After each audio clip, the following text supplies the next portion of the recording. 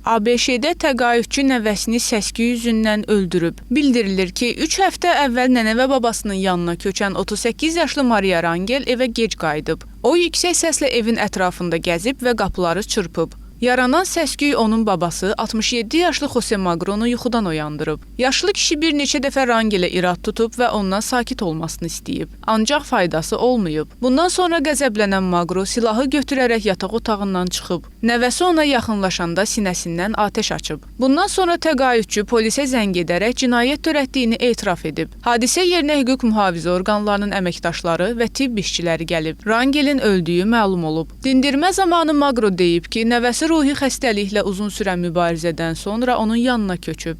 Kişi ümid edib ki, o və arvadı Rangelin sağalmasına kömək edəcəklər. Lakin nəvə özünü kobud aparıb və tez-tez babasını təhqir edib. Vəkili iddia edir ki, o Rangeli vurmaq niyyətində olmayıb, sadəcə onu qorxutmaq istəyib. Magro girov müqabilində evə buraxılıb. Onun apreldə məhkəmə qarşısına çıxması planlaşdırılır.